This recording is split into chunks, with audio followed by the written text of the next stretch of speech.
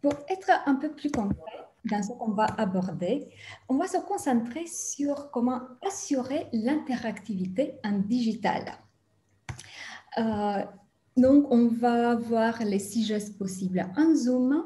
On va regarder de plus près la relation qu'on a avec le digital et comment ça impacte notre prestation. En quoi l'expérience digitale est-elle différente? On va voir un peu les différences et aussi des trucs et des astuces pour apprivoiser la distance.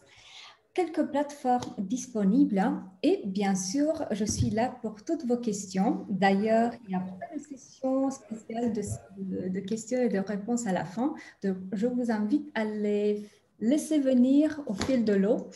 Je vais vous faire confiance que toutes vos questions vont être pertinentes. N'hésitez pas pour poser des questions d'activer vos micros. Ça va être un peu difficile que je suive à la fois le chat. Donc, n'hésitez pas d'activer vos micros et de les poser. En même temps, je vous fais confiance que s'il y a du bruit autour de vous, vous allez désactiver vos micros. Sinon, à savoir que c'est une démocratie assez limitée, j'ai le droit de mon côté de désactiver vos micros à distance, au cas où vous ne vous rendez pas compte. Alors voilà, c'est parti pour 1h30. Qui suis-je? Je suis Catalina, française aspirante depuis 3 ans dans votre beau pays. Mon pays d'origine est dans la Roumanie. Et depuis 13 ans, j'accompagne, ça me fait vraiment plaisir d'accompagner des individus et des entreprises en tant que formatrice et coach dans presque tout ce qui est de relationnel. Communication assertive, mieux se connaître, technique de management, de leadership commercial, gestion de temps, gestion de stress, apprivoiser ses émotions. Donc, en bref, tout ce qui est du relationnel avec soi-même et avec les autres. Et étant donné ma vie de nomade, j'ai découvert le distanciel bien avant le Covid. Voilà d'où le plaisir de partager aussi avec vous ce que j'ai découvert. J'ai aussi une autre casquette de formatrice, de formateur. Et dans ce cas, j'anime des formations de formateurs. Cette formation dont on va en parler aujourd'hui sur comment concevoir et animer des formations à distance. Et aussi des certifications pour gestion de stress et modèle de personnalité. D'ailleurs, je fais une toute petite parenthèse. Si jamais vous êtes à la recherche d'un modèle de personnalité à l'intégrer dans votre activité, à savoir qu'il y aura une session de découverte complètement gratuite le 23 mars. Donc, si jamais vous êtes curieux et intéressé, faites-moi un petit signe et je vais vous envoyer l'invitation. Parenthèse fermée. Étant donné que j'ai déjà trop parlé, j'aimerais savoir quelques aspects sur vous aussi. Surtout, j'aimerais savoir où en êtes-vous sur le sujet animé à distance. Voilà pourquoi je vais lancer un petit sondage qui vous demande exactement ça. Vous devrez normalement l'avoir déjà sur vos écrans. Il y a 2 questions. Avez-vous déjà animé des formations en ligne? Et quelles sont les plateformes que vous avez utilisées? Ce qui m'intéresse surtout, c'est les plateformes que vous avez utilisées en tant qu'animateur. Pour les plateformes, vous pouvez faire plusieurs choix. On ne va pas vous laisser par contre envoyer les résultats si vous n'avez pas répondu à toutes les 2 questions.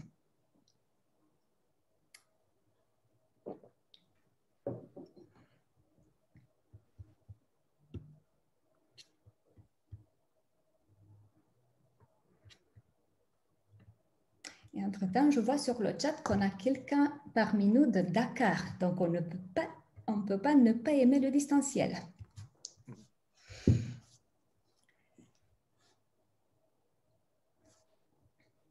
Super, je vois que presque tout le monde a répondu. Je laisse encore quelques petites secondes. Voilà, donc on me dit que 32 de 33, ce qui fait un taux de réussite génial. Donc, merci beaucoup d'avoir joué le jeu. Je vais partager les résultats avec vous. Et je vois que la majorité, vous avez essayé, mais vous considérez que vous avez encore besoin d'informations et il y en a parmi vous qui nous disent que vous vous débrouillez assez bien et que c'est votre quotidien. Donc, on va s'appuyer sur vous pour un partage d'expérience. Et si jamais vous considérez que cette petite intervention, c'est au-dessous de votre niveau, alors j'aimerais qu'on échange après et peut-être qu'on peut trouver des manières pour que je vous aide quand même. Et en ce qui concerne les plateformes, on voit que c'est Zoom qui a la première place, ce qui ne m'étonne pas, et elle est suivie de Teams. Je vois qu'il y en a entre vous qui ont dit autre, donc peut-être vous pouvez partager sur qu'est-ce que vous utilisez. N'hésitez pas d'activer votre micro et de le dire. Je vois Big Blue Button. Ok, donc Big Blue Button, super. Oui, Big Blue Button, d'accord. Ok, super, merci beaucoup. Le seul que j'utilise, c'est Teams, le plus facilement. Sur Skype, j'arrive pas à animer vraiment des réunions.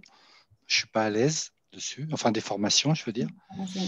Et c'est Teams que j'utilise pour les formations. Voilà. Skype, il a été très bien à son époque, mais Skype, c'est un outil pour des réunions. Ce n'est pas un outil pour des formations. Donc, on ne peut pas lui en vouloir parce qu'il n'a pas été conçu pour ça. C'est ça. OK. En termes d'approche, ce que je vous propose, c'est que ce soit une approche plutôt immersive. Ça veut dire quoi concrètement? Je vais vous proposer quelques petites activités. Et ensuite, on va passer en position méta pour voir concrètement qu'est-ce que j'ai fait de point de vue geste en Zoom et voir les petites astuces qui peuvent vous aider. D'ailleurs, je vous propose, dans cette démarche, je vous propose qu'on parle des sondages que je viens d'utiliser. Est-ce que tout le monde sait utiliser le sondage en Zoom? Non. Alors, parlons sondage, étant donné que je viens juste de l'utiliser. Ouais, comment on peut l'utiliser concrètement? Alors, dans la barre à outils que vous avez en bas de Zoom, vous allez choisir l'option sondage ou polling si vous l'avez en anglais. Je vais laisser toujours les deux parce que je ne sais pas comment vous avez téléchargé l'application. À savoir que l'option sondage, elle est disponible seulement si vous avez un forfait payant. Sinon, ça ne va pas être disponible. D'ailleurs, je profite de ça pour dire, si vous vous lancez vraiment au distanciel, il faut vraiment oublier les options gratuites à 100% parce que ça ne va pas fonctionner. Donc, vous allez avoir besoin d'un forfait payant de toute façon. Alors, une fois que vous avez appuyé sur sondage, on va vous ouvrir cette petite fenêtre avec Add a question, ajouter une question. Vous appuyez sur cette question. Donc, cette petite fenêtre, en fait, elle s'ouvre sur l'Internet. Elle vous sort de votre application qui est téléchargée sur votre ordinateur. Vous appuyez sur « Ajouter une question », ce qui va vous ouvrir une autre petite fenêtre. Vous tapez votre question. Vous avez le choix entre choix unique et choix multiple. Vous pouvez mettre jusqu'à 10 réponses possibles. Et maintenant, vous avez deux choix. Si vous voulez faire un questionnaire tout simple d'une seule question, alors vous allez appuyer sur enregistrer. Par contre, si vous voulez ajouter plusieurs questions, par exemple dans notre petit sondage, on a eu deux questions. Alors, dans ce cas-là, vous allez appuyer sur ajouter une question et après enregistrer. Donc, vous avez le choix ou de faire plusieurs sondages plus courts ou de faire un seul sondage avec plusieurs questions. Une fois que vous avez créé les questions, c'est bien, je crois que c'est bien entendu qu'on les crée en amont de notre formation. Voilà, une fois qu'on est dans la session, de nouveau, on va appuyer sur sondage et on va nous montrer la liste des sondages qu'on a créés. Si c'est un seul sondage, alors on va en voir un. Si on a créé plusieurs, on peut choisir toujours, sélectionner le sondage qui nous intéresse pour le démarrer. Y a-t-il des questions là-dessus?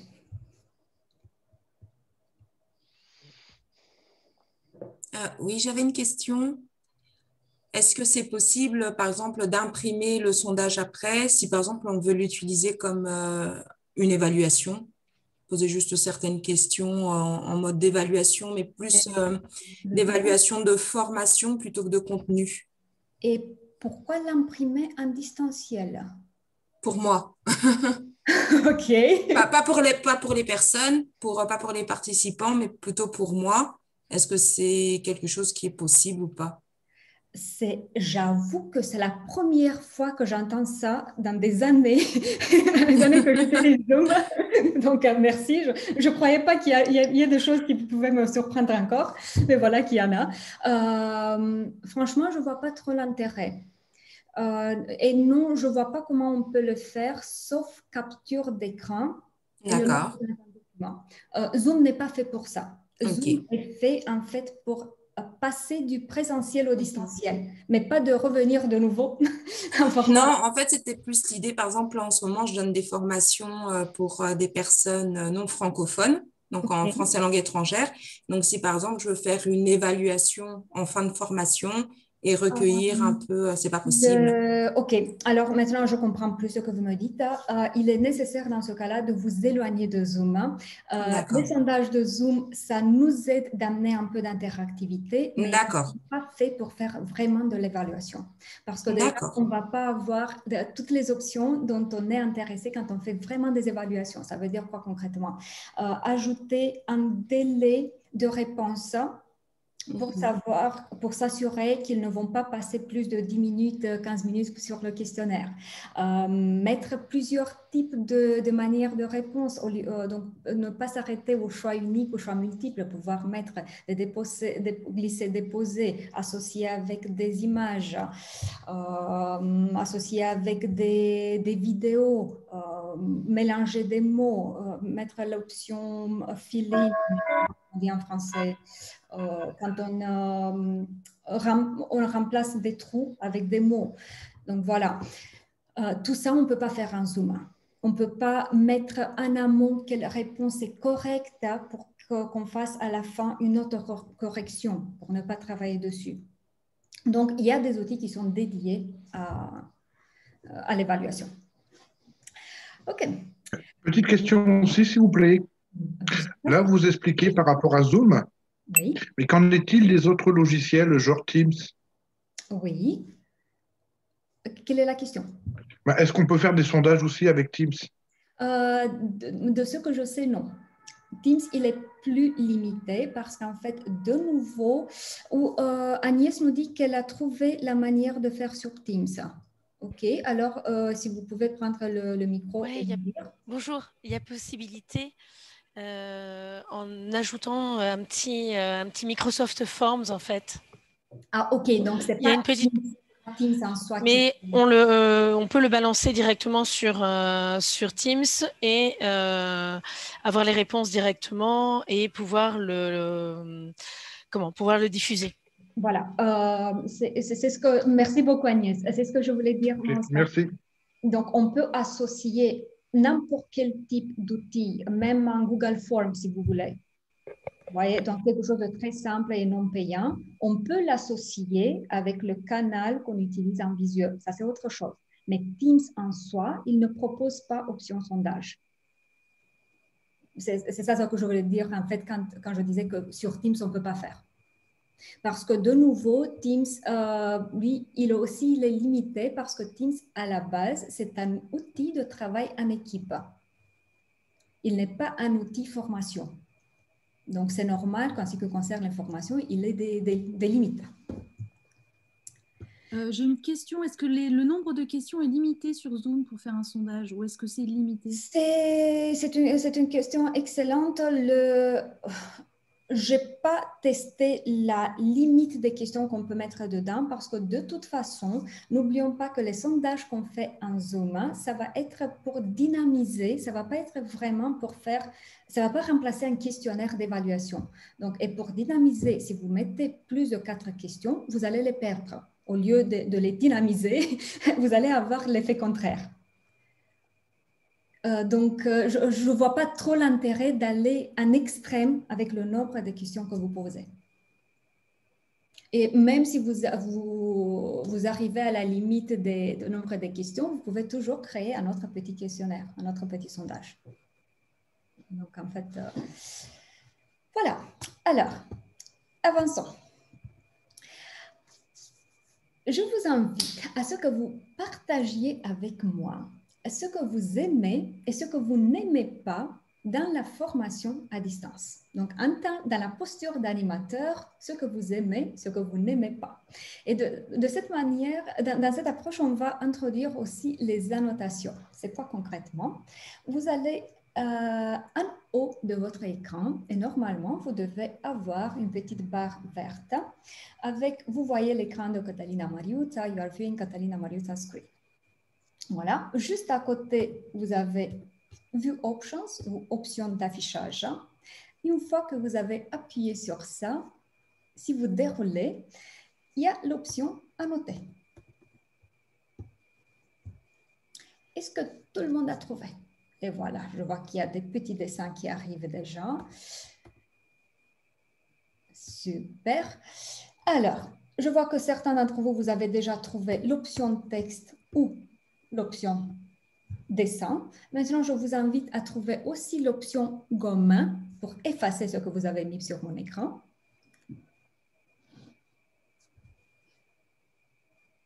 Super. Je vous laisse gommer tout seul pour que vous ne disiez pas que je suis méchante et que j'efface vos beaux dessins.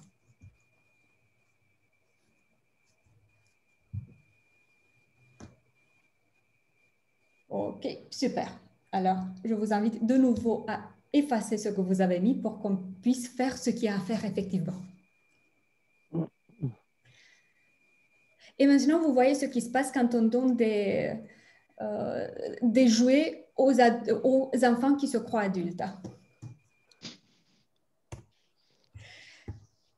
Ok, alors, ce que j'aimerais que vous fassiez, c'est de mettre à gauche ce que vous aimez dans l'apprentissage en distanciel et à droite ce que vous n'aimez pas.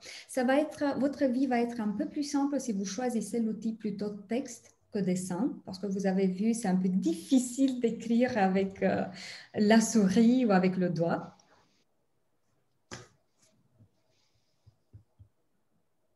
Excusez-moi, mais je n'ai pas du tout compris comment vous avez fait. Ok. Alors, voyons, ceux qui ont compris, est-ce que vous pouvez m'aider à expliquer? Donc, apparemment, on doit cliquer sur la partie texte, c'est ça? Le T? Je crois que le problème est un peu avant. Et où? Moi, je vois un tableau blanc avec j'aime, j'aime pas. Oui. Et puis des tas de petits boutons dessous, mais je ne vois pas du tout ce dont vous parlez. La barre verte au-dessus de votre écran. Oui. Et ensuite, vous allez dans options d'affichage. D'accord. Vous déroulez et vous avez différentes options, dont annotation. Annoter. Ah oui, d'accord. Voilà. Ok, ça ouvre une barre. Ok, d'accord. Et en fait, c'est oui, tableau blanc. Oui, effectivement, c'est comme. Ok, d'accord. Merci beaucoup. De rien. Voilà. Allez, je vais gommer. Vous remarquez, j'imagine déjà qu'une fois que vous avez appuyé sur Enter, vous ne pouvez plus modifier ce que vous avez mis.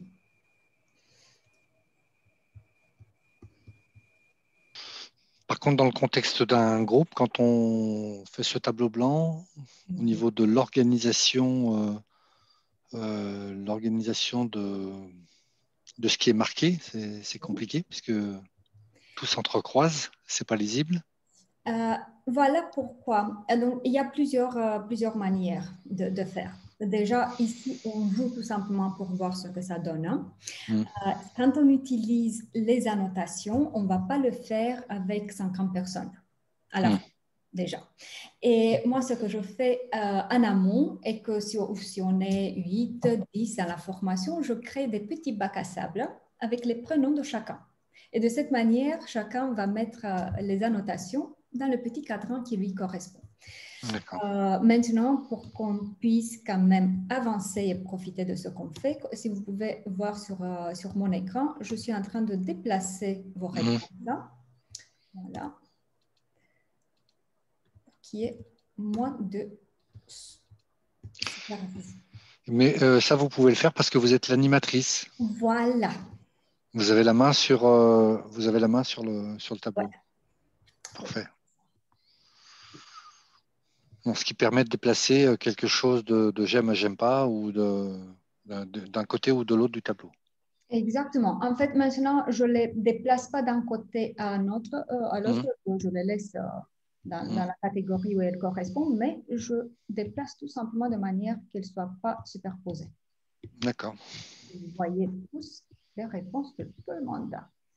Parce qu'effectivement, pendant que vous écrivez, et voilà une réponse très, très longue pour laquelle je ne trouve pas de texte. Merci beaucoup pour votre enthousiasme. En même temps, pour ne pas rendre ma vie difficile non plus, s'il vous plaît. Alors, voyons, où est-ce qu'on peut le mettre?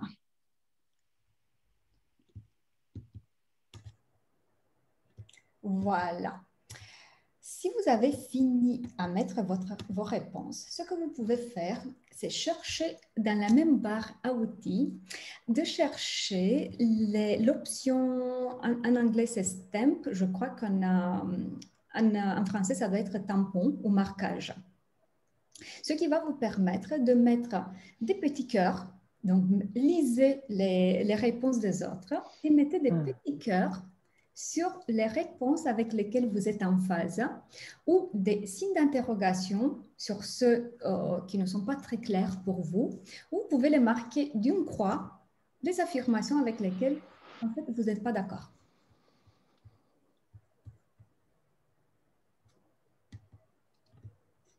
Où je te trouve les petits cœurs? Dans marquage. Merci.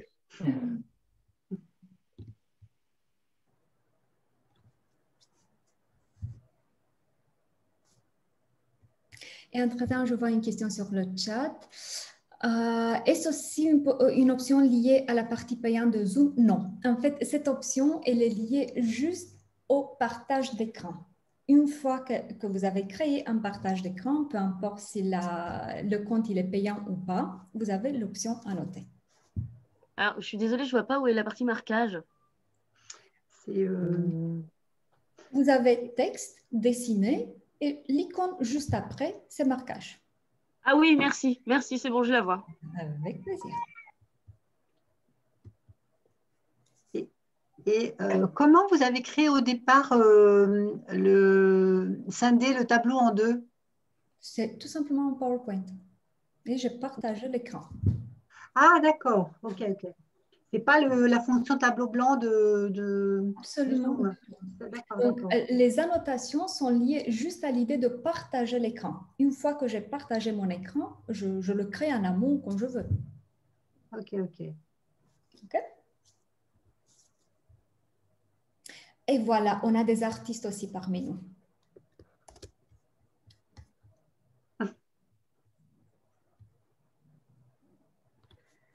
Super.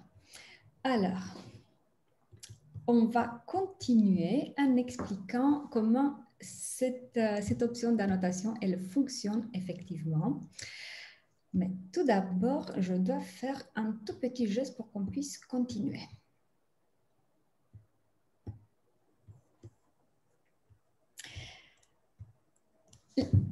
Si vous tentez encore dessiner, écrire ou faire quoi que ce soit et que ça ne fonctionne pas et que je suis méchante et je viens de vous interdire de faire quoi que ce soit sur mon écran. Pourquoi j'ai fait cela? Parce que comme vous pouvez le voir, une fois qu'on donne la liberté d'annoter sur notre écran, tout le monde en profite. Et au moment où on veut passer à quelque chose de différent, on peut se retrouver avec des petits cœurs et des étoiles sur notre écran et peut-être qu'on ne veut pas ça. Et alors, voilà, pour marquer, écoutez, cette activité, elle a touché à sa fin et on passe à autre chose, on va bloquer le droit d'annoter. Et alors, en bref, voyons quels sont les aspects à faire au moment où on utilise les annotations. Comme vous pouvez le voir, je viens de changer de slide. Qu'est-ce qui se passe avec vos belles annotations? Elles nous accompagnent. Pourquoi elles nous accompagnent? Parce que les annotations se font sur l'écran. Donc, peu importe ce que je mets sur mon écran, les annotations, elles sont toujours là. Alors, pour qu'on puisse voir exactement ce que j'ai mis sur mon écran, il faudra que je les efface. Alors, concrètement, quels sont les gestes à faire? Tout d'abord, comme je viens de dire, le premier geste à faire, ça va être de révoquer le droit d'annoter. De nouveau, vous allez trouver cette option dans votre barre à outils que vous trouvez en dessous de votre écran. Si vous la cherchez maintenant, vous n'allez pas la trouver parce que vous avez la posture de participant. Donc, elle est disponible une fois que c'est vous qui avez démarré la session. Ensuite,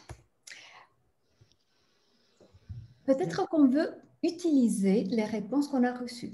J'imagine qu'on ne fait pas des activités de ce type-là tout simplement pour s'amuser. Il doit y avoir une raison. Et alors, si on veut les utiliser, ce qu'on va faire est qu'on appuie sur « Annoter » en tant qu'animateur et on choisit la dernière option « Save », sauvegarder. Ça va nous sauver ce qui est mis sur l'écran en ce moment-là.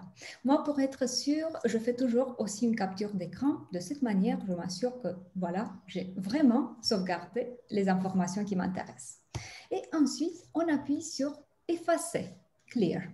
On peut effacer seulement nos annotations à nous en tant qu'animateurs. On peut effacer seulement les annotations faites par les participants ou on peut effacer toutes les annotations à la fois.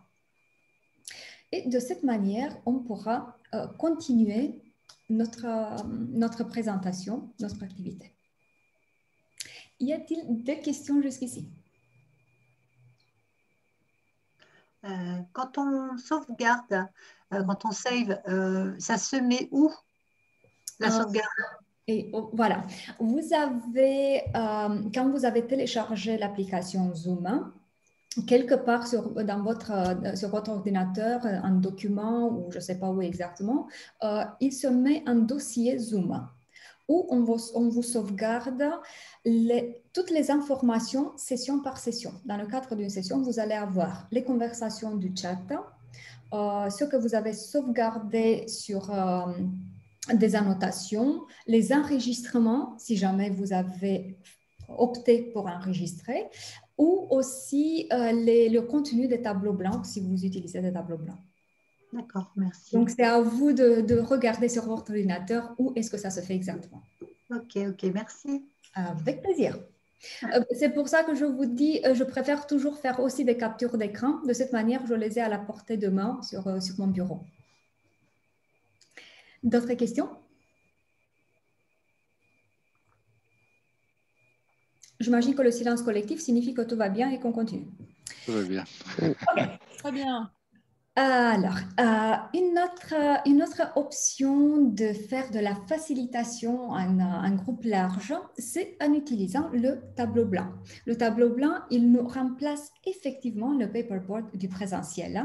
Juste qu'il est un peu plus sympa dans le sens qu'il sauvegarde automatiquement les informations. Il est plus écologique.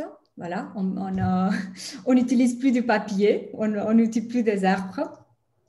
Comment on l'utilise? Quand on a le bouton vert avec partager, si on est par exemple en train de partager déjà un écran, alors le bouton va nous dire New Share, nouveau partage.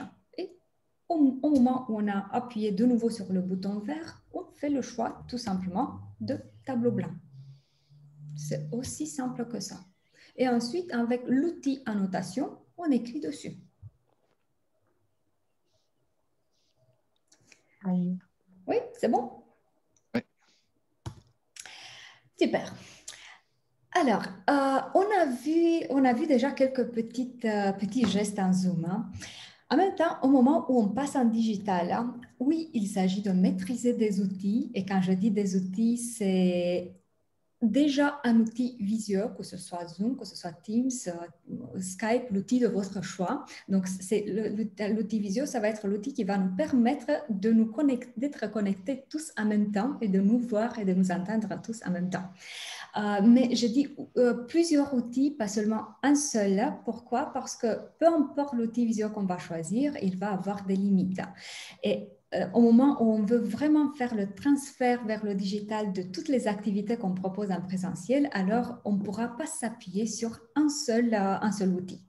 Mais il s'agit aussi de transférer le contenu et tous les jeux pédagogiques.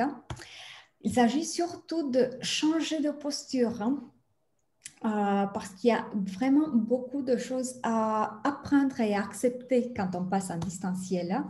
Et il s'agit aussi de gagner en efficacité. Pourquoi? Parce que heureusement, dans l'époque que l'on vit, il y a vraiment beaucoup d'outils. Malheureusement, il y a beaucoup d'outils. Donc, ce qui fait qu'il est nécessaire d'être capable de faire un choix judicieux. Donc, en bref, quand on passe en digital, il est nécessaire de voir ça comme adapter son processus entier de formation et pas tout simplement se mettre devant l'ordinateur, activer Zoom et voilà, c'est parti pour le digital. J'ai une question sur changer de posture. Est-ce que vous allez y revenir plus tard ou pas? Parce que ça m'intéresserait beaucoup d'avoir au moins des exemples. Qu'est-ce que ça signifie? Oui, on va en revenir. Effectivement, on va en revenir. Alors, étant donné tout ça, donc, ayant cette idée en tête, nous avons conçu une formation qui peut vous aider effectivement à passer complètement vers le digital. Juste pour 2 mots, au moment où vous êtes intéressé de monter d'un cran, le format, il est de 7 sessions de 2h30 en synchrone avec un travail intersession. Donc, ce qui fait qu'il y a un total de à peu près 28 heures de formation. Et le séquençage, comme je le disais, il est sur 7 sessions, chaque session ayant un objectif très clair. La première session, ça va être sur le processus, les objectifs, le séquençage et la prise en main d'un outil visuel. D'habitude, c'est Zoom, mais ça dépend beaucoup des désirs des participants. Ça peut être un autre outil aussi. Ensuite, pour la deuxième session, il s'agit du matériel technique nécessaire. Quels sont les besoins en fonction de... quels sont les choix à faire en fonction des besoins de chacun. Et ensuite, on part vers l'adaptation du contenu. Comme vous pouvez le voir, dans chaque session, on ajoute 2 outils différents. Pour la troisième session, c'est adapter les jeux pédagogiques. Quatrième session, c'est sur l'animation en soi, comment doser son énergie, comment s'assurer qu'on utilise à la fois les 3 canaux, kinesthésie, visuel, auditif, sensoriel, visuel, auditif, kinesthésique, comment faire face aux potentielles situations difficiles. Ensuite, pour la 5e session, ça va être pour l'évaluation, comment on l'a fait, quels sont les outils à mettre en place et le flux de communication pour pouvoir être vraiment efficace dans la communication avec tous les acteurs qui sont dans ce jeu de la formation. La 6e, c'est ma préférée, c'est la mise en pratique avec des retours. Donc, chacun crée une mini-formation en respectant tout le process et ensuite avec des retours de la part de tout le monde. Et après un mois, on se voit pour des retours d'expérience, partage des réussites, on aime ça, mais aussi ce qui n'a pas fonctionné pour trouver des solutions. Donc voilà, en bref, le parcours. On va en parler un peu plus à la fin si vous êtes intéressé. Sinon, on continue notre atelier. Alors, pour ceux si vous êtes en train de démarrer, alors je me dis qu'il y a peut-être un petit besoin d'avoir une discussion avec vous-même et de vous poser quelques questions. Et de nouveau, on va faire d'une pierre deux coups. D'un côté, on va voir les questions sur lesquelles je vous propose de réfléchir un tout petit peu. Et ensuite, on va partir partir dans des groupes de partage. Donc, on va créer des petits groupes de discussion et vous allez expérimenter à la fois les groupes de partage tout en échangeant sur quelque chose de concret. Et alors, quelles sont les questions que je trouve que c'est important qu'on se pose?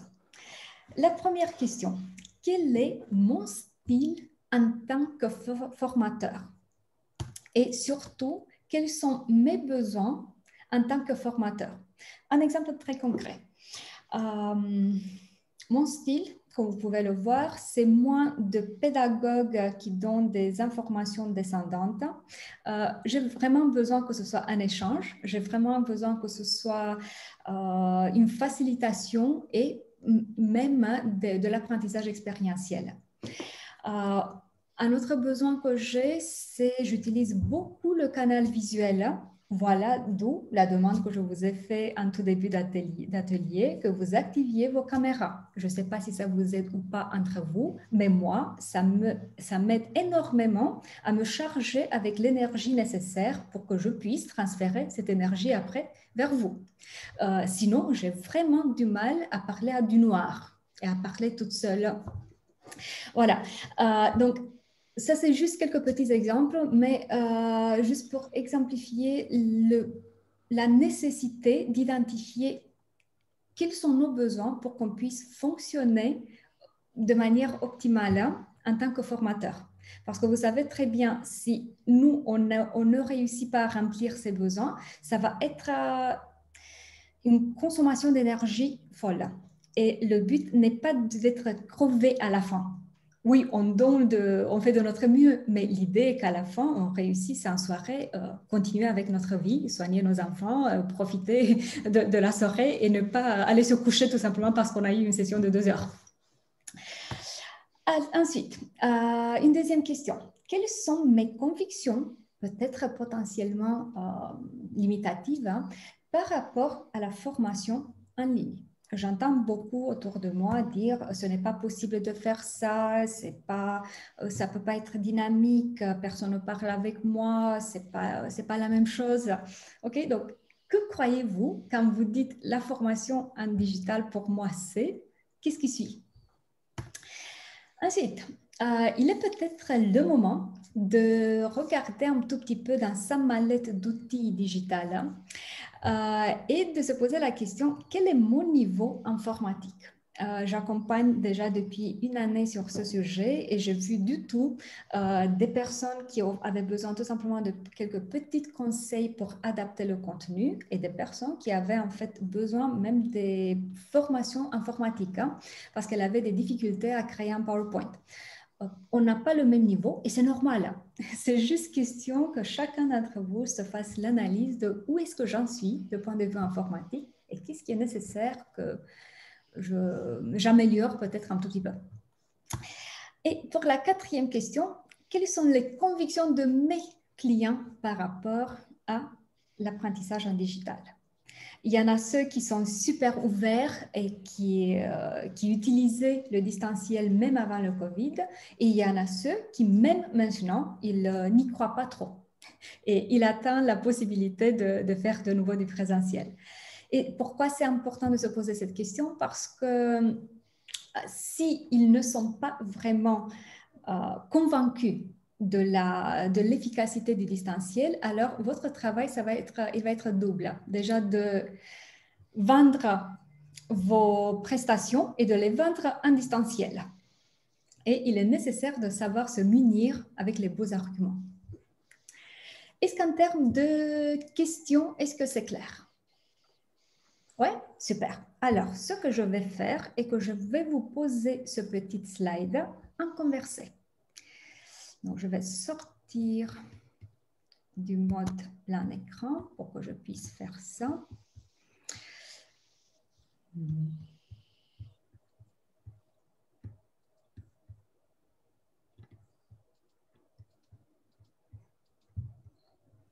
Ok, et le voilà. Vous devrez normalement le voir déjà en conversé. Au cas où, juste un petit instant parce que j'ai reçu un petit message de quelqu'un et je l'ai mis seulement pour cette personne-là. Maintenant, c'est pour tout le monde, normalement. Voilà. Au cas où vous ne le trouvez pas, donc allez en converser déjà. Au cas où vous ne le trouvez pas en conversé, ce que vous pouvez faire, c'est faire une petite capture d'écran du slide que vous voyez maintenant. Ce qui m'intéresse en fait, et qu'au moment où on part dans les groupes de partage, vous avez les questions sur lesquelles il faut échanger.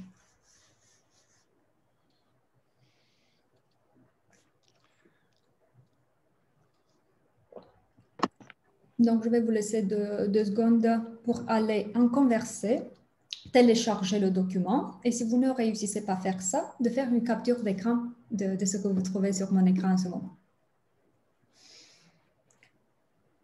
Et si vous avez besoin d'aide, criez fort. Et l'objectif, c'est de télécharger les documents, c'est ça? De télécharger le document. Oui, très bien. L'objectif est d'avoir l'info qui est sur mon écran, ou en la téléchargeant sur le chat, ou en faisant une capture d'écran. D'accord, merci. OK, merci.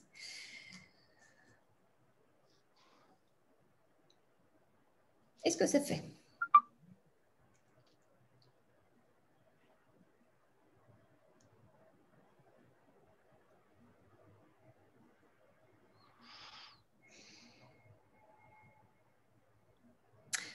Évitez de mettre sur le chat parce que ça va rendre plus difficile pour les autres qui ne l'ont pas trouvé encore. Le plus vous écrivez sur le chat, le plus le document il s'éloigne.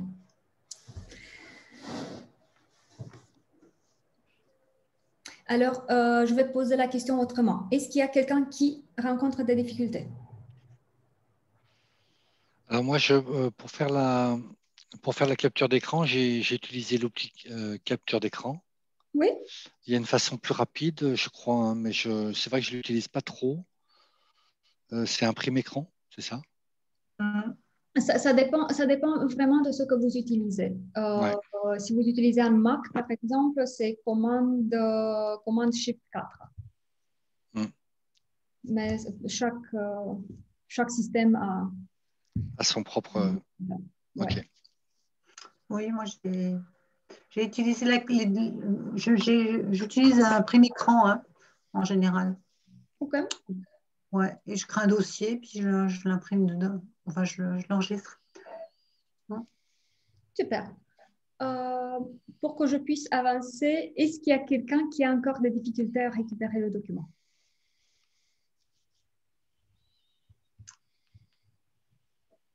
Non? OK, super. Alors, on va prendre 10 minutes pour réfléchir.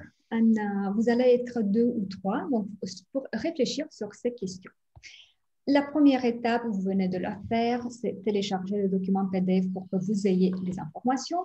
Ensuite, ça va être à moi de créer les espaces de partage. Vous étant si gentil que ça, vous allez accepter d'aller dans les groupes de partage. Une fois que vous vous retrouvez dans les groupes de partage, il y a la possibilité que vous vous retrouviez tout seul. Parce que si vos collègues de groupe n'ont pas accepté, alors voilà, il y a le risque que vous vous retrouviez seul. En ce cas-là, vous appuyez sur le bouton « Inviter l'animateur ». Et moi, je vais savoir qu'il y a un problème, ou je viens dans votre groupe voir de quoi il s'agit, ou si je regarde et je vois que vous êtes tout seul, je vais vous repatrier dans un autre groupe pour que vous ayez des enfants avec lesquels vous pouvez jouer. Alors, vous allez partager pendant 8 minutes et ensuite, vous allez revenir automatiquement dans la grande salle. Au moment où, peu importe pourquoi, vous vous égarez et vous ne revenez pas dans la salle principale, tout ce que vous avez à faire, c'est d'appuyer de nouveau sur le lien de connexion que vous avez utilisé en début de session. Et de cette manière, vous vous reconnectez à la session. Y a-t-il des questions par rapport à la manière dans laquelle ça va se dérouler? Oui, je ne vois pas où est-ce qu'on vous invite à... Parce que je ne les ai pas créés encore. Je les crée tout de suite. OK.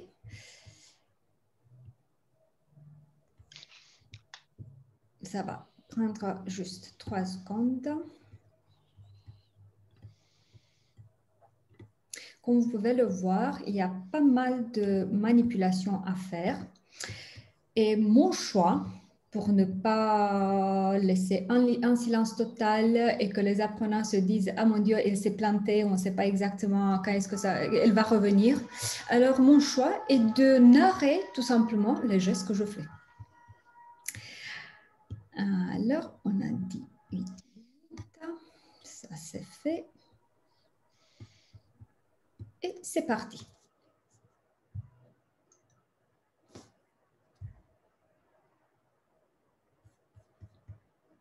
Interrompu. Bien revenu. Alors, comment c'était? C'est vraiment le moment d'activer vos micros et de me le dire. C'est trop court. Trop Oui, court. trop court. Vous m'avez averti que je suis méchante, effectivement. Ouais, c'est bien comme session. C'est bien comme outil.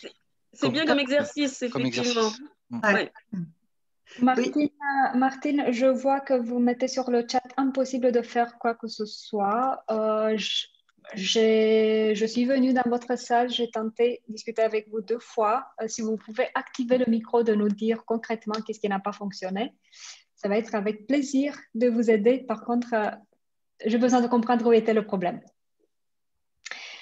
Alors, entre-temps, pour les autres, donc vous me disiez que... J'ai une question. Comment vous avez fait pour faire les groupes? On va faire ça vite. On va faire ça rapidement, quoi, en fait. Oui. Bonne question, oui. Tout de suite. Donc, je vous rejoins sur le fait que c'était très court. Vous avez complètement raison. Là, c'était juste tout simplement de prendre un peu le goût de ce que c'est échanger un groupe d'échange en distanciel. Mais bien sûr, au moment où nous sommes dans une formation normale, on va caler un temps nécessaire pour ce genre d'échange. Vous avez complètement raison. En même temps, remarquons quand même un avantage qui est assez évident à mon avis. Le fait qu'en présentiel, vous savez qu'on a presque toujours les petites négociations. Encore 2 minutes, on n'a pas fini, encore 2 minutes. Donc voilà, en distanciel, c'est fini avec. Ah bah là, ça coupe en plein milieu de la phrase. C'est carrément directif. Tiens, c'est vous qui travaillez ensemble, boum, et après, c'est fini, voilà. Mais bien sûr qu'on est flexible, bien sûr qu'on va se promener d'une salle à une autre et voir où ils en sont. Et si on considère que le temps qu'on a assigné n'est pas nécessaire, on peut le prolonger. Mais en même temps, dans les situations où nous savons très bien qu'en tant qu'intervenant, il y a des situations où en fait le résultat, il compte moins que le process. Donc, le fait qu'ils ne sont pas arrivés vraiment jusqu'au bout de leur réflexion, parfois, ce n'est pas si grave que ça. Donc, c'est assez important de les avoir à temps pour pouvoir faire le débrief. Plutôt, ça, c'est plus important que de laisser arriver vraiment jusqu'au bout. Catalina, je voulais vous demander, quand vous vous promenez d'une salle à l'autre, les groupes vous voient en fait ou vous êtes en... Oui, c'est exactement comme en présentiel. On n'est pas... on n'est à pas l'œil de Moscou. On va dans des petites salles. Je vois sur le chat. Très intéressant, c'est que du coup, vous, en tant que formateur, ce qui peut être intéressant, c'est que par rapport à Zoom ou à Teams, pareil, quand vous êtes le formateur et que vous rentrez dans les groupes, bah, vous voyez si vos apprenants ou stagiaires de l'information travaillent, voir même ce qu'ils peuvent dire, et si c'est en lien avec le sujet demandé à traiter ou pas. Oui, effectivement. Parce qu'ils ne s'y attendent pas. Voilà. Oui, effectivement. Alors, je vais repartager mon écran pour qu'on discute de comment on fait les groupes de partage.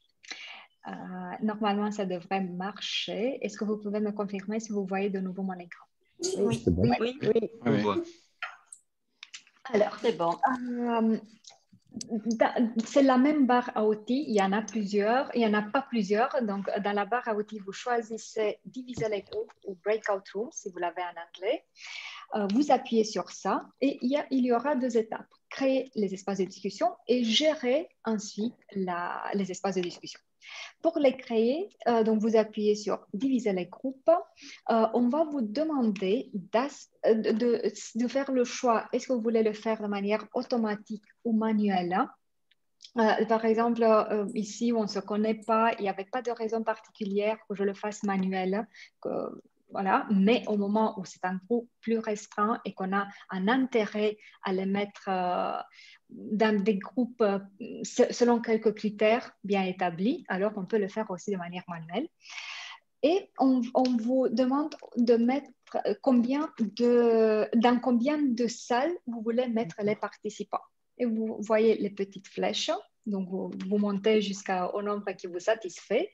Et en bas, il vous calcule automatiquement combien de participants vous allez avoir par salle. Donc, c'est parfait pour ceux qui ne sont pas très forts en maths. Pour moi, c'est parfait au moins. Ça, c'est la première chose. Et ensuite, vous allez appuyer sur le petit rond, la petite roue des réglages. Et de là, vous pouvez mettre tous les paramétrages qui vous conviennent. Par exemple, vous pouvez choisir s'ils peuvent venir tout seuls dans la salle principale ou pas. Si ils vont partir de manière automatique dans les salles de partage ou s'ils doivent accepter l'invitation. La durée des échanges. Si vous voulez avoir une notification au moment où le temps il s'est fini pour pouvoir décider vous prolonger ou vous arrêter. Et la petite notification qu'ils vont recevoir eux aussi. Je ne sais pas si vous avez remarqué, mais 1 minute avant, on vous a dit, voilà. Je trouve que ça, c'est important parce que de cette manière, déjà, vous allez être méchant, qu'on soit clair. Donc, ils vont être basculés de manière automatique dans la grande salle, ça vous rend méchant. Mais au moins, qu'ils soient avertis que vous êtes méchant. Voilà.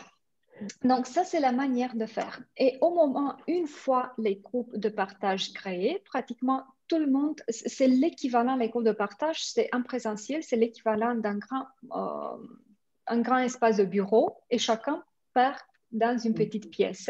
Et vous pouvez vous balader, tout simplement, vous appuyez de nouveau sur diviser les groupes. Vous allez avoir la liste des groupes et vous avez un bouton sur aller dans le groupe numéro 1, 2, 3, 4. Voilà, c'est aussi simple que ça. Vous appuyez sur le bouton et vous vous retrouvez dans la salle. C'est parfait. Okay. Y a-t-il des questions? Moi, j'en ai une. Ah, pardon. Allez-y, Caroline. Alors, merci. Juste, vous aviez parlé d'accepter l'invitation pour aller dans le groupe. Là, je ne suis pas sûre d'avoir cliqué sur rien du tout et je me suis bien retrouvée dans un groupe. Donc, je ne sais pas s'il y a eu un... Je vous ai mensongé. En fait, j'avais oublié que j'avais mis un paramétrage que vous partiez de manière automatique. D'accord, c'est parfait, hein, c'est très bien. Mais c'est juste que je me suis dit, où est-ce que j'ai appuyé sans faire exprès ou non, pas du tout. D'habitude, je le fais avec un envoi d'invitation, mais cette fois-ci... Ok, merci.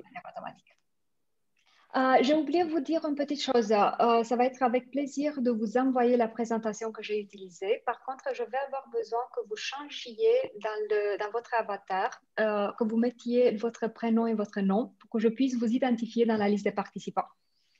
Sinon, ça va être un peu difficile. OK. Alors,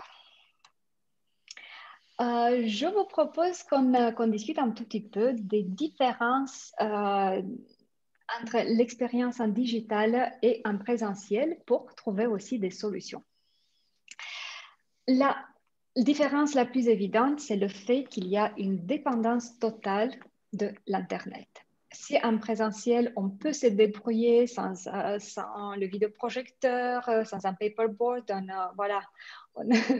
on improvise quelque chose. Ça m'est arrivé de faire des formations dans le jardin de l'hôtel parce qu'ils n'avaient pas envie d'être dans une pièce clôturée. Voilà, on peut faire pas mal de choses. En distanciel, une fois qu'il n'y a pas une bonne connexion Internet, c'est assez mal barré. Alors, voilà pourquoi il est vraiment nécessaire de prévoir quelque chose. Par exemple, déjà de favoriser plutôt les connecteurs réseau filaires au lieu du Wi-Fi, surtout si vous avez une bande passante très, très mauvaise. Prévoyez aussi un plan B. Ça veut dire quoi concrètement? Par exemple, dans mon cas, c'est un forfait 4G que j'ai pris sur ma tablette, un forfait de 60 gigas, qui fait qu'au moment où, par exemple, il y a quelques semaines, j'ai eu une coupure d'électricité. C'est très pratique quand on fait le tout en distanciel. Donc voilà, je me suis mis tout simplement en 4G et j'ai pu, pendant 2 jours, sans problème, j'ai pu assurer les sessions que j'ai eues. Donc, et ça, même si vous ne l'utilisez pas, le fait de l'avoir comme plan B, ça va vous rassurer vachement, je vous assure. Et aussi, dans les prérequis que vous envoyez à vos stagiaires, c'est de mentionner aussi l'importance de la bande passante.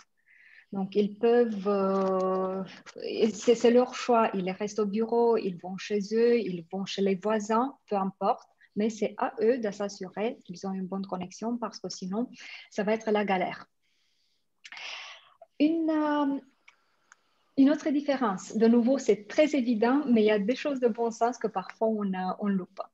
Le cadre, il change complètement. Ce qui fait qu'il est nécessaire d'envoyer en amont un mail avec des indications. Et dans ces indications, on va mettre bien sûr les documents qui sont nécessaires, les formulaires envoyés en amont, le lien pour se connecter, la durée, tout ça, c'est le normal. Mais au-delà de tout ça, il est nécessaire de mettre des infos genre se connecter avec un minimum de 5-10 minutes en amont de la session pour avoir le temps de régler tout ce qui est comme potentiel problème. Parce que sinon, vous pouvez vous imaginer la frustration qui se crée au moment où de 10, 5, ils sont à l'heure, ils n'ont pas de problème, 5, ils ne réussissent pas à connecter la caméra, le micro ne fonctionne pas. Voilà, donc tout ça doit être réglé en amont. De s'installer dans un endroit tranquille pour qu'ils puissent intervenir. Maintenant, on bouffe tous beaucoup de matériel en ligne et beaucoup de matériel en ligne qu'on voit, c'est avec de l'information descendante. Donc, si jamais il associe votre formation avec un webinaire où il s'assoit tranquille, il écoute, il ne doit faire rien, alors vous pouvez vous retrouver avec des enfants qui crient, des chiens qui sont à côté, voilà, des travaux dans l'appart. Pourquoi? Parce qu'ils n'ont pas compris qu'il y aura la nécessité qu'ils interviennent. Qu'ils vérifient la caméra, qu'ils prévoient de quoi écrire, qu'ils prévoient de l'eau, de thé, tout ça. De nouveau, je sais que c'est des choses de bon sens, mais vous ne pouvez pas vous imaginer, avant que j'installe ce genre de protocole, le temps fou que j'ai perdu avec chacun qui se levait. Je viens tout de suite, je prends juste un stylo et je reviens. Je prends un verre d'eau et je reviens. Donc voilà, on crée le même cadre qu'on crée si on réfléchit bien en présentiel. On s'assure que tout le monde a ce dont ils ont besoin à la portée de main. Avez-vous des commentaires, quelque chose à rajouter, à demander jusqu'ici?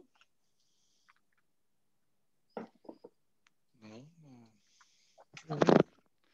Ok. Alors, toujours dans le cadre qui change complètement, une chose que j'ai instaurée et qui a changé vraiment la dynamique de mes formations, c'est d'introduire un briefing technique 1-2 jours en amont de la formation. On se voit pendant une demi-heure et de cette manière, on s'assure que tout le monde est capable d'accéder le lien, de se connecter bien, qu'ils ont la caméra, qu'ils ont le micro, qu'ils ont tout ce qu'ils ont besoin. Et aussi, donc ça c'est les bases, mais aussi pour tout ce qui tient de la fonctionnalité du logiciel qu'on va utiliser. Si par exemple on utilise Zoom, pour m'assurer que tout le monde sait comment faire le réglage des petites vignettes. Comment faire pour sortir de mon plan écran et voir le partage d'écran des autres. Comment utiliser le chat. Donc, des choses de nouveau basiques, mais si on ne fait pas ça, on peut se retrouver avec beaucoup de moments morts où il y a une personne, tout le monde a compris, mais une personne qui n'a pas compris comment utiliser les annotations. Et voilà, on perd 10 minutes jusqu'à ce que la dernière personne comprenne elle aussi.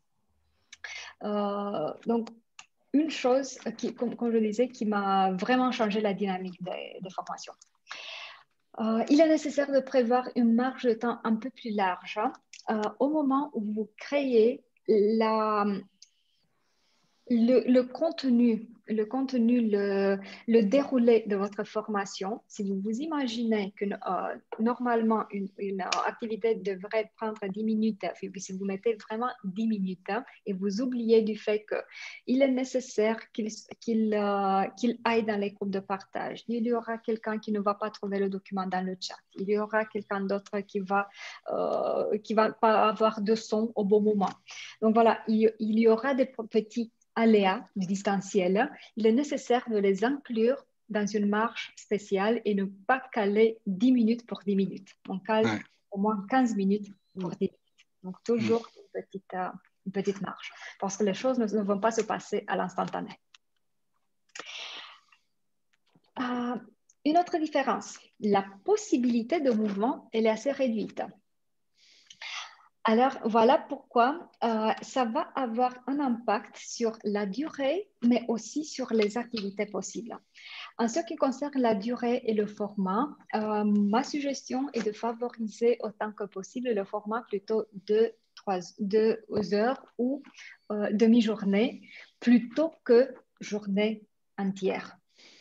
Bien sûr, on est tous tributaires à nos clients. Il y a des situations où ce n'est pas possible autrement qu'en journée entière et alors on se conforme et on trouve des solutions. Mais si vous avez un mot à dire, alors c'est mieux de favoriser ce genre de format. Pourquoi? Tout simplement parce que le distanciel, il peut être aussi fatigant que travailler son jardin. Rester le popotin sur la chaise d'une journée entière, ça fatigue. Voilà, et alors de cette manière, vous vous donnez plus de chances qu'il soit vraiment là avec vous. En ce qui concerne les activités, comme je disais, il est vraiment nécessaire de repenser, recréer toutes les activités de manière de les impliquer au maximum possible. Ici, la règle est assez simple, 10 minutes. Vous avez parlé plus de 10 minutes, vous pouvez être presque sûr qu'ils ne sont plus avec vous.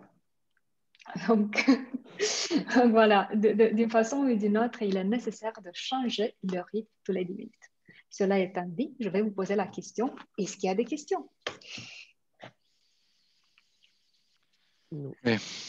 Alors, pas de question, mais juste une réflexion avec tout ce que vous nous dites et puis déjà les exemples que vous nous avez montrés, les mises en situation, c'est qu'effectivement, alors j'en avais déjà conscience parce que j'anime des formations à distance. Mais l'utilisation d'outils de ce type-là, ça nécessite une vraie réflexion sur le modèle de formation, sur son modèle de formation et sur la façon dont on aborde tous les sujets pédagogiques et la manière d'animer aussi. Oui, effectivement. C'est vraiment le moment d'une remise en question par rapport à tout ce qu'on fait et comment on fait. À propos du format 2h, 2h30, vous êtes parti à partir il y a une étude qui dit, ben voilà, une formation à distance, c'est 2h30. Comment vous réglez les pauses? Parce que, vous voyez, quand on est en présentiel, on fait l'accueil le matin, la pause à 10h, 10h30, 15 minutes, on va boire le café. Mais on en profite pour discuter, malgré tout, parce qu'on est ensemble.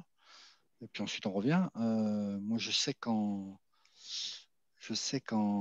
formation à distance, on est obligé de s'arrêter. Pratiquement, on s'arrête au moins une fois toutes les heures et quart, quoi, à peu près. 1h30, grand maxi, quoi. En fait, tous ces aspects, d'habitude, je les cale avec eux dans la fameuse session 0 qui se passe en amont. Et alors, on établit déjà quelle est votre priorité. Si on est sur 2 heures, est-ce que ça vous intéresse que ce soit 2 heures vraiment concentrées, enchaînées, on ne s'interrompt pas? Ou vous avez besoin de vous lever, d'une pause technique. Il y a ceux qui sont dépendants de fumer. Voilà, j'essaie de comprendre tous les besoins. Et alors, si c'est 2 heures, beaucoup de fois, ça peut être 2 heures enchaînées, on ne s'interrompt pas. Mais dès que ça dépasse 2 heures, alors on met une petite pause technique de au moins 5 minutes. Et au moment où c'est une demi-journée, alors c'est obligatoire une pause de 15-20 minutes au milieu. C'est vraiment obligatoire. Ou ça, ou sinon 2 petites pauses plus petites de 10 minutes. Mais tout ça, on le voit, déjà, je le cale avec eux en amont. Et après, on est tous capables de calibrer le groupe. Et quand on voit qu'il y a un bas d'énergie, on dit, OK, on s'arrête.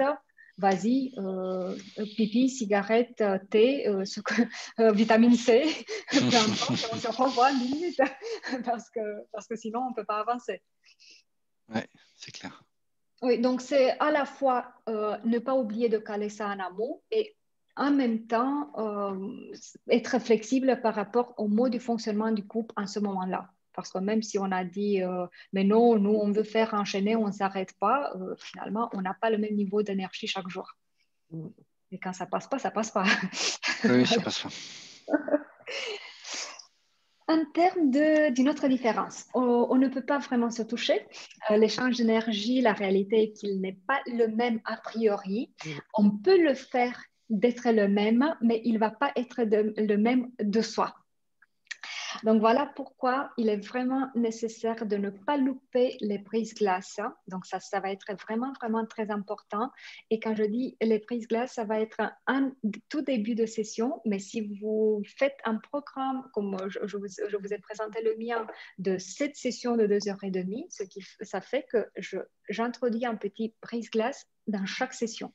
Pourquoi? Parce que ça va aider à rentrer vraiment dans l'atmosphère, ça va aider à créer la complicité de groupe dont on a besoin pour qu'il y ait des vrais échanges, pour qu'on crée cette atmosphère de je donne de moi et voilà, tout le monde participe, tout le monde aide avec quelque chose de concret. Peut-être une remarque. Oui. Je peux me permettre une remarque, s'il vous plaît? Juste dans le groupe de travail où on était ensemble avec 2 autres personnes, on se faisait la remarque du matériel de l'apprenant.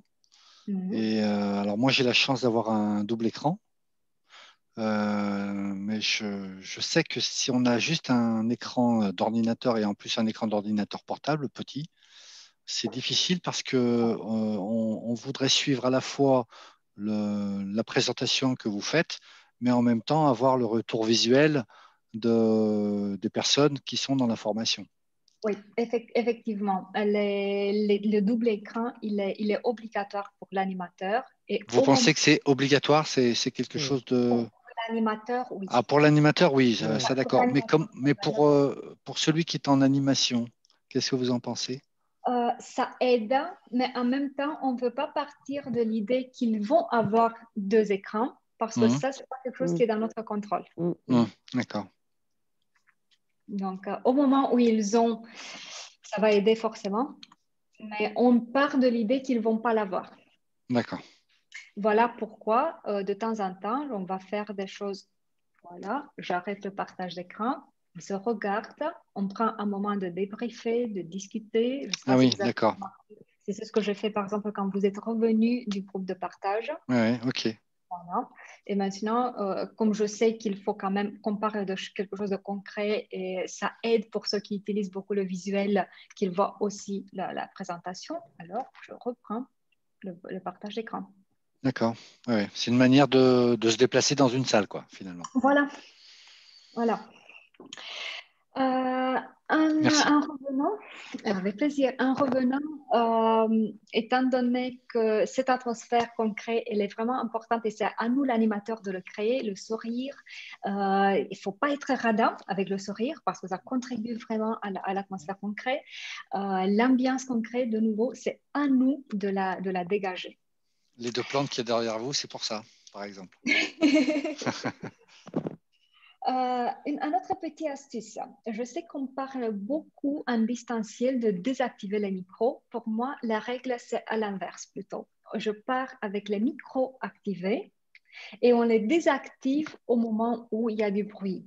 Pourquoi? Sauf si, bien sûr, c'est dans un groupe très large, avec 60 personnes, peut-être que je ne vais pas faire ça.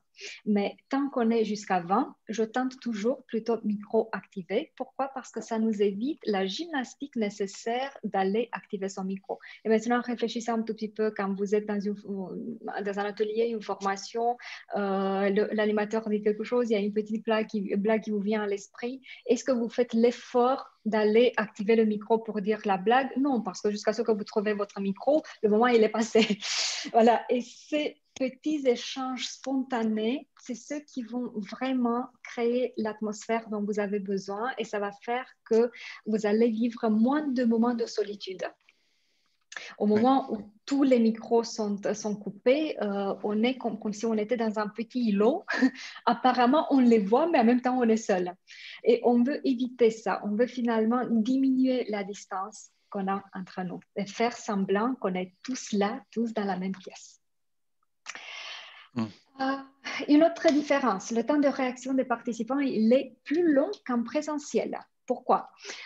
Déjà, le son, il n'est pas instantané. Au moment où je parle, vous entendez, il y a un petit écart. Le plus il y a des problèmes de réseau, le plus grand l'écart va être grand. Donc ça, c'est une première chose. Ensuite, je parle, vous entendez, mais il est nécessaire aussi de réfléchir, de processer l'information, de réfléchir à la manière de répondre. Et ensuite, si jamais vous êtes en micro coupé, de faire la gymnastique d'activer le micro. Et voilà 4 segments de temps qui font que les réponses ne peuvent pas être spontanées. Donc, il est nécessaire de leur laisser le temps nécessaire et d'apprivoiser le silence. Ça veut dire quoi concrètement? Ça veut dire qu'on pose la question, on sourit et on attend. Pendant qu'on attend, on compte jusqu'à 7. C'est à peu près le temps nécessaire pour les 4 segments que je viens de mentionner qu'il se passe. Voilà, et c'est juste après qu'on s'interroge sur mais pourquoi ils ne veulent pas parler avec moi? Où est le problème? Mais tout ce que je dis est que s'il ne répond pas à l'instantané, ça ne doit pas vous inquiéter. Et en parlant des nouvelles postures, voilà, ça c'est un exemple de nouvelles postures, de vraiment comprendre qu'en distanciel, il est nécessaire d'accepter le silence et voilà, de vivre avec. Une autre différence, les participants peuvent se cacher davantage. Ça veut dire, et je viens de voir que j'ai fait une faute pour davantage, désolée. Ça veut dire quoi concrètement, se cacher? Ça peut être le fait de ne pas activer la caméra.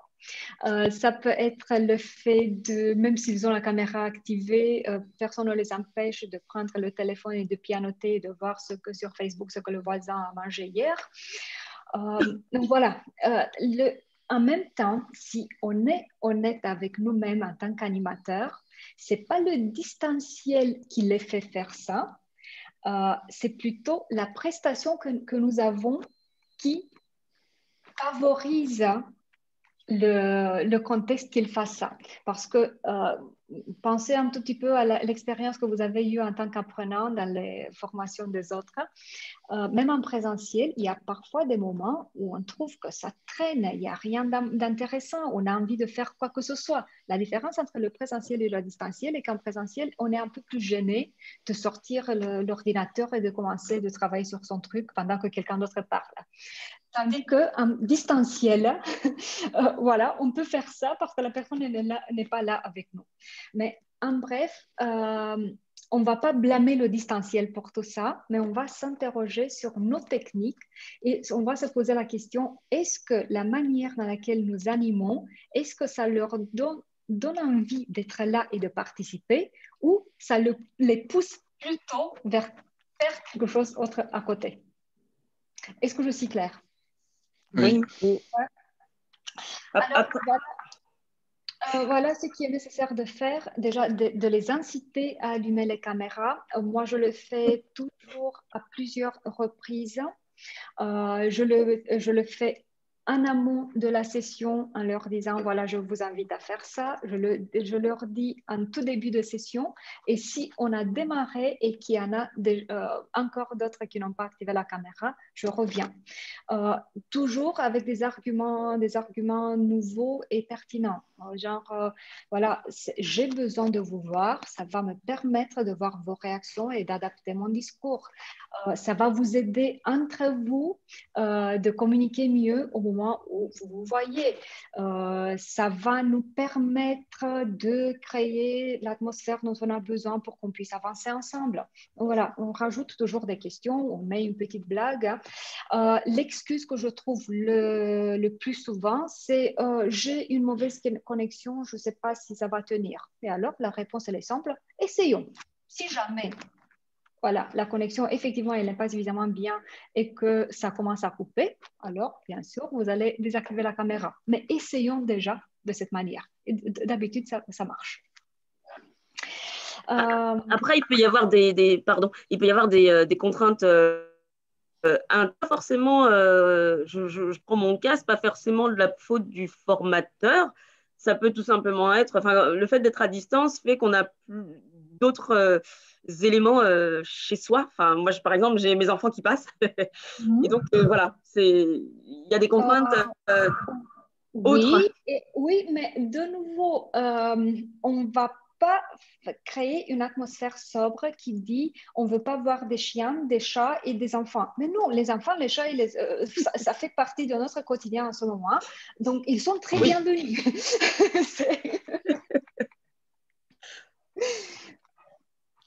Donc, en fait, ce que je dis, que ce n'est pas des vraies contraintes, mais c'est des choses qui sont perçues comme peuvent être perçues comme des contraintes. Oui, c'est vrai. OK. Mais moi, ça va me faire plaisir de voir vos enfants. Il va revenir, il n'y a pas de problème.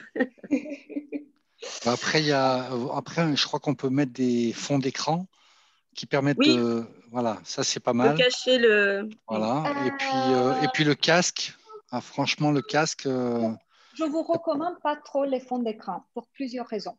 Ouais. Pour qu'un fond d'écran, ça fonctionne vraiment, il y a quelques conditions à remplir. Déjà, un processeur de l'ordinateur très puissant pour qu'il puisse calculer les fonds d'écran.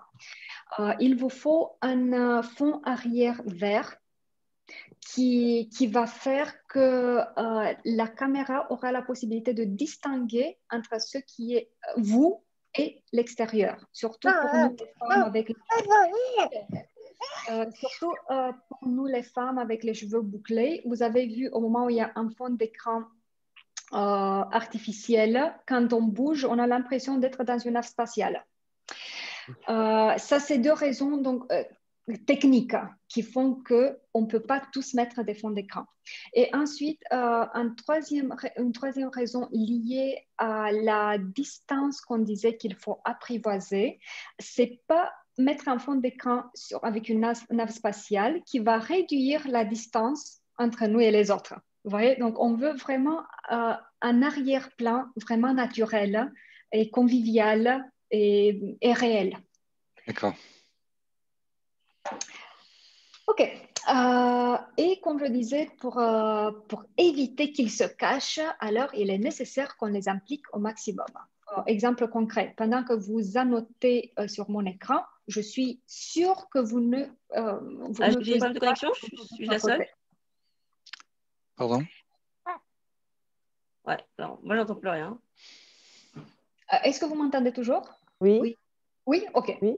Alors désolée, j'ai entendu qu'il y a quelqu'un qui ne m'entend plus, mais je ne sais pas ce que je peux faire pour ça. Ah, voilà. C'est bon, là? Oui, on vous entend. Okay. Oui. Super. Donc, comme je disais, je suis assez sûre qu'au moment où vous étiez en train d'annoter sur mon écran, vous n'étiez pas en train de faire quelque chose d'autre à côté. C'est aussi simple que ça. Ils sont impliqués, ils sont avec nous. On fait tout simplement des transferts descendants d'informations. On peut très simple les perdre. C'est pas plus compliqué que ça. Y a-t-il des questions ou d'autres remarques à faire? Non, c'était intéressant de réfléchir sur. Et juste, il y avait des questions par rapport au brise-glace dans le chat. Oui. Ok, alors. Vous aviez des exemples? Oh, il y en a plein. Comme en présentiel, quand on propose un brise-glace, il faut avoir très clair en tête quel est l'objectif. On veut les connaître, on veut créer le lien avec le sujet qu'on va traiter, on veut créer l'atmosphère de groupe. Qu'est-ce qu'on veut concrètement obtenir? Et alors, un exemple concret, on veut par exemple connaître. Maman, je t'aime, maman. Je me permets de désactiver le micro. Il est tout mignon, en même temps, il est aussi bavard.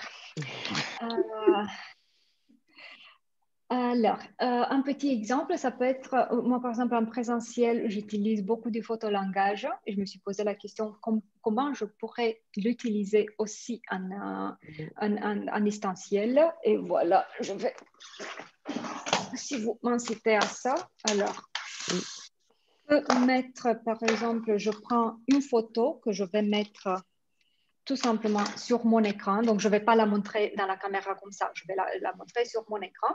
Et je peux vous poser la question, qu'est-ce que cette image dit sur vous? Et c'est une seule image, mais je vous garantis que si 10 personnes répondent à cette question, on va avoir des réponses différentes. Donc, voilà, exemple de brise-glace. Moi, en présentiel, j'apporte toujours des petits pains au chocolat. OK. Et voilà, une des choses pour lesquelles je n'ai pas trouvé d'équivalent en distanciel encore. Catalina, excusez-moi, je vais mettre ma... Alors, moi, je suis en surexposé, c'est pour ça que je l'éteins. J'ai une question, parce que tout à l'heure, vous nous avez proposé par email de se connecter avant l'heure du rendez-vous pour qu'on soit tous présents au moment du démarrage. Vous avez mis de la musique. Oui. Et donc, ça m'a interpellée, puisque je sais que la SACEM est à cheval sur... je voulais savoir, quand on est comme ça en formation en distanciel, à partir du moment où on est animateur, on met de la musique d'attente pour être un brise-glace, à ma foi. Hein, si vous mettiez quelque chose de rock'n'roll, on serait énergisé. Est-ce que vous faites quelque chose de spécial ou alors c'est simplement votre musique et puis on s'arrange pour mettre de la musique sans droit? Je ne comprends pas exactement la question. Quand vous me dites si je fais quelque chose de spécial... quand vous mettez de la musique dans la salle d'attente, oui. Si vous étiez par exemple le médecin, vous devriez payer quelque chose à la SACEM. Non, pas du tout. Vous pouvez le faire même maintenant si vous appuyez sur partage d'écran. Alors, il est nécessaire que j'arrête mon partage d'écran pour que vous puissiez faire ça. Si vous appuyez sur partage d'écran, vous allez avoir en bas à gauche, partager le son de l'ordinateur. D'accord, mais dans ces cas-là, on n'a pas besoin d'inscrire quoi que ce soit, où que ce soit, pour avoir le droit de diffuser du son? Non, pas du tout. Pas du tout, pas du tout. Ok, parce que là, je vois dans le chat Delphine qui dit si, on a une obligation de déclaration si on met de la musique. De déclaration? Oui, en fait, c'est comme les images, tout n'est pas libre de droit.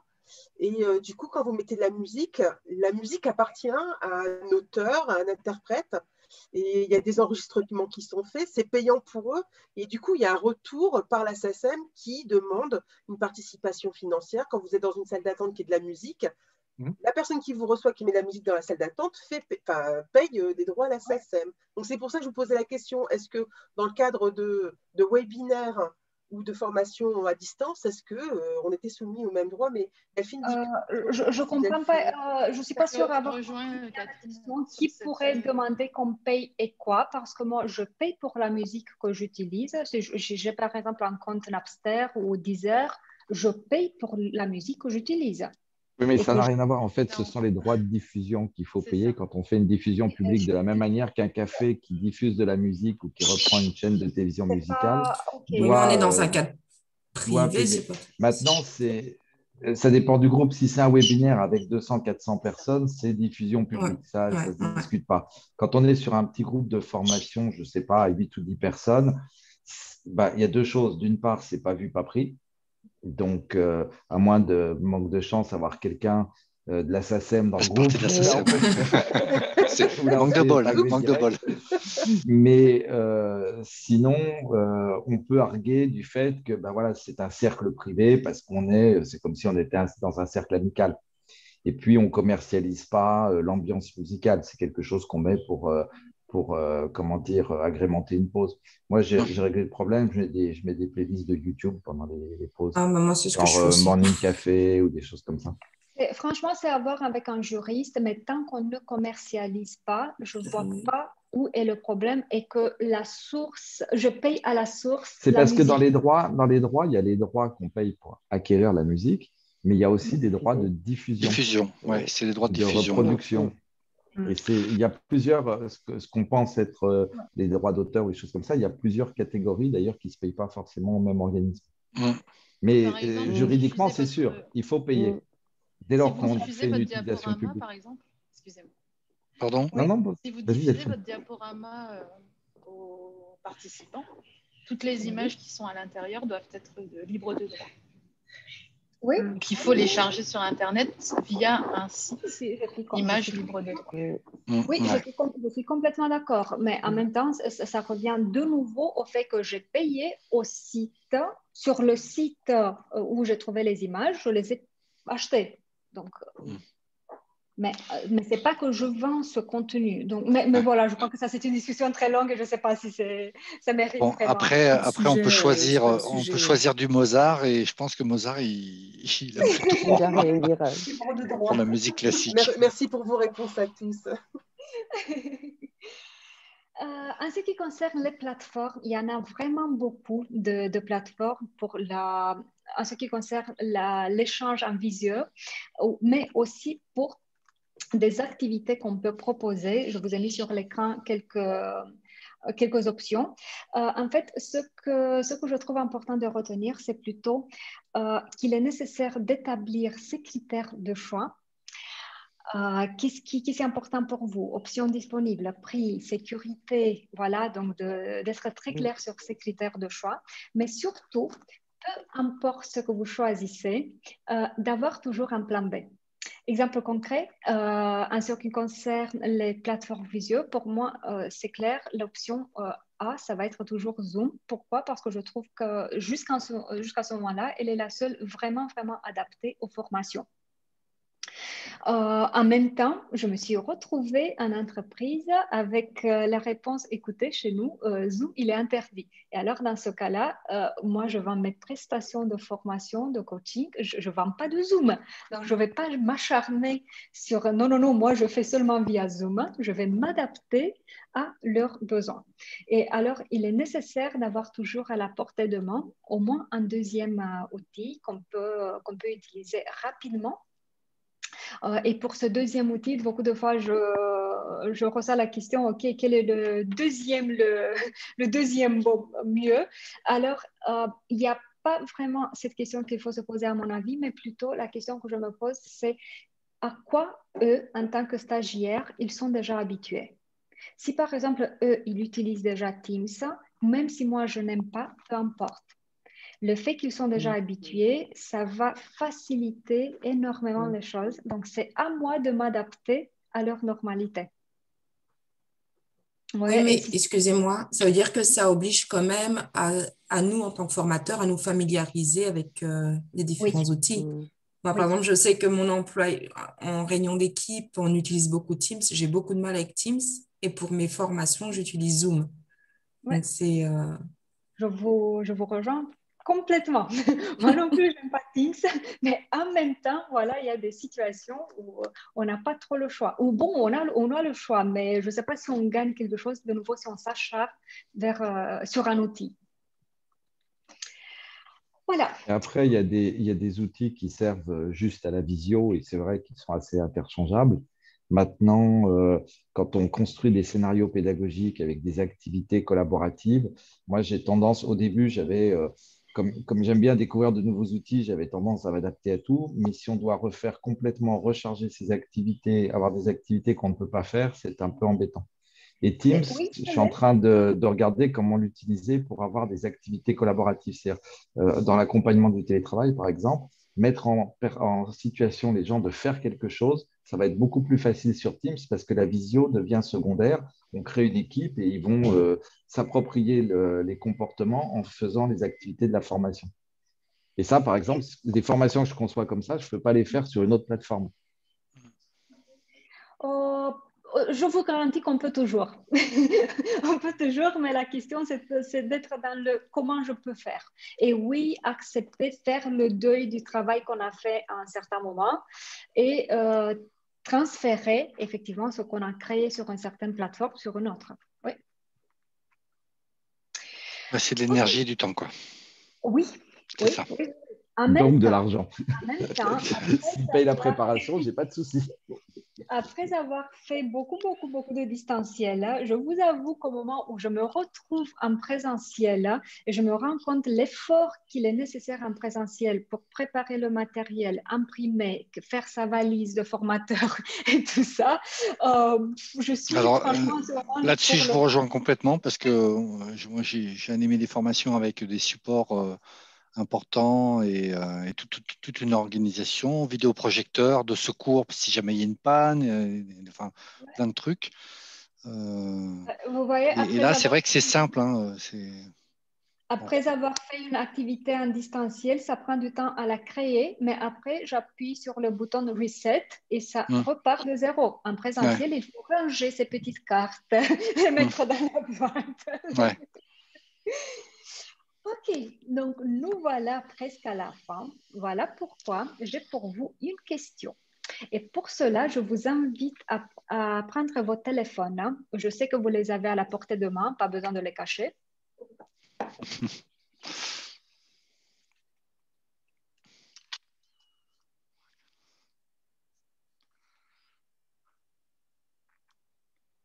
Et donc Là, c'est le silence. C'est le silence de 7 secondes.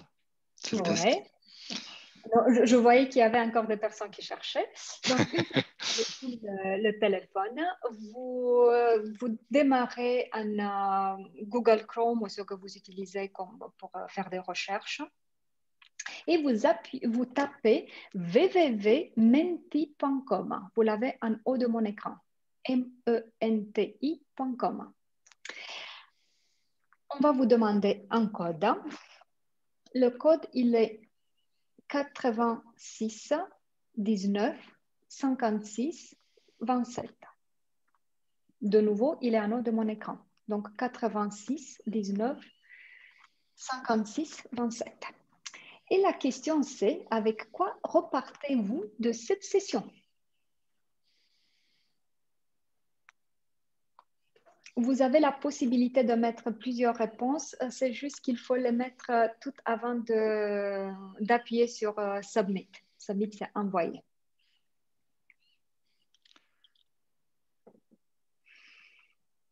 Et si vous jetez un œil sur mon écran, vous voyez qu'on voit à l'instantané les réponses que vous mettez. En bas à droite, je vois aussi le nombre de personnes qui ont déjà répondu.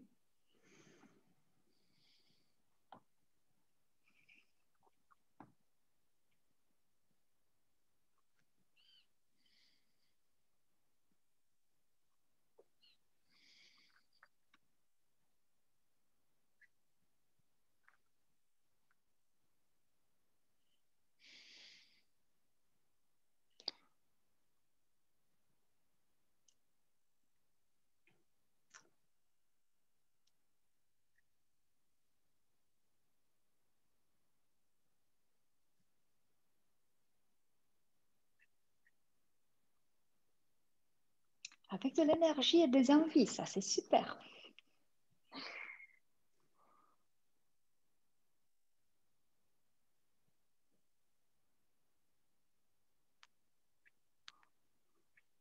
Merci beaucoup. Des barrières à moi. Ah, ça j'aime vraiment. Donc, si on a de nouveaux convertis pour le distanciel, ça c'est déjà gagné. Merci beaucoup pour vos retours. Avez-vous d'autres questions, d'autres choses sur lesquelles vous voudriez qu'on échange? Je vous ai envoyé un message directement sur votre profil. Sur mon profil, là, quand vous dites sur mon profil, c'est lequel des profils? LinkedIn. Ah, sur LinkedIn, merci beaucoup. Voilà, ouais. Je vous ai déjà écrit des choses et je partage pleinement. Donc. Merci beaucoup, je vais le lire alors. J'avais une petite question. J'en ai donné très peu d'informations en visuel comme ça. Et je me demandais ce que ça pouvait donner si on était debout plutôt qu'assis. J'avais envie d'essayer, mais en même temps, c'est un risque que je ne peux pas prendre sans un avis. C'est une chose à faire. Je le fais parfois. Oui. Il est nécessaire donc déjà, il est important de se pencher sur... Je reprends. Attendez. De point de vue technique, hein, il est nécessaire d'avoir plutôt un bureau qui change d'auteur pour que vous puissiez à la fois, vous le trouvez chez Ikea, pour que vous puissiez à la fois être debout et avoir accès à votre ordinateur, mais aussi vous asseoir au moment où vous avez besoin de faire ça. Donc ça, c'est de point de vue technique. Hein. Pourquoi? Parce qu'en termes d'activité, si vous êtes tout simplement vers une information descendante, vous pouvez rester à 100% debout sans problème. En même temps, si vous voulez proposer des activités, il est nécessaire de faire des manips sur l'ordinateur. Donc, vous devez pouvoir accès facilement à votre ordinateur. Est-ce que j'ai répondu? Et moi, oui, je peux porter un complément, s'il vous plaît? Je dirais que par rapport à la question de Monsieur Duris, libéral, tout va dépendre aussi de votre thématique que vous allez animer. Il y a des thématiques qui sont, quand on est debout, elles sont beaucoup plus interactives et elles donnent tout l'impact aussi et de l'enjeu aux apprenants. Et c'est là où on suscite leur intérêt. Si on fait des formations, il y en a certaines, bon, ok, on est assis, ça passe, mais il y en a d'autres, si on les fait assis, ça fait mou. Et ben, c'est sûr qu'en rigolant, vous avez debout à condition de mettre un pantalon et pas un pyjama. C'est aussi, si on est debout puis qu'on est mou à deux tensions, ben, les autres, ils vont être avachis sur la table ou dans leur plumard. Et je pense qu'il y a des formations, il faut vraiment, comme en présentiel, donner la pêche, le punchy pour que les gens soient interactifs avec vous. Et je rejoins Catalina qui disait au départ, moi, je suis pas bonne élève ce soir parce que j'ai pas mis un écran, d'accord? Mais effectivement, de parler à des écrans noirs, c'est atroce. On ne sait pas ce qu'ils font derrière, s'ils sont endormis, pas endormis, sont habillés, cuisinent ou font leur machine à laver. Et puis, je trouve qu'à l'égard du formateur, c'est aussi un manque de respect. Voilà. Donc ça n'engage que moi. Ok. Alors, si vous voulez savoir un peu plus sur la formation que j'ai déjà mentionnée, alors j'ai déjà dit pas mal sur le parcours. La prochaine session, elle va démarrer le 15 mars. La manière dans laquelle on travaille d'habitude est concevoir pour une petite session 0, pour, comme je disais, pour se connaître, poser le cadre, caler les dates. A priori, je propose une session par semaine de 2h30 pour laisser le temps pour le travail individuel. Et en même temps, de préférence, pas plus d'une semaine pour ne pas se désengager du rythme. Mais les dates en soi, elles ne sont pas figées en marbre. Dans la session 0, on les cale vraiment ensemble. Et en ce qui concerne, j'imagine que ça c'est un aspect important, en ce qui concerne l'investissement nécessaire, c'est de 750 €. C'est éligible pour les OPCO et on est en train maintenant de trouver une solution pour que ce soit aussi pour le CPF. Ce n'est pas encore, mais si vous êtes intéressé et c'est juste le fonds CPF qui vous pose un problème, faites-moi un message et je vous annonce dès que c'est éligible. Ok. Mais pour les OPCO, ce l'est déjà. Y a-t-il des questions là-dessus? En tout cas, c'est une première belle approche. Il y a plein de questions, bien sûr. Il y a plein de questions, mais je crois qu'on pourrait continuer presque une heure.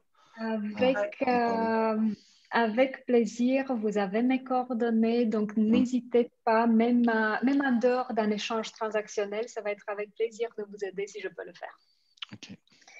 Donc, merci beaucoup à vous tous. Je vous souhaite une très belle soirée et merci. Je vais vous dire à bientôt. À bientôt. Merci. À bientôt. Merci, au revoir. Bonne soirée à tous. Au revoir. Bonne soirée à tous. Au revoir. Au revoir. Au revoir.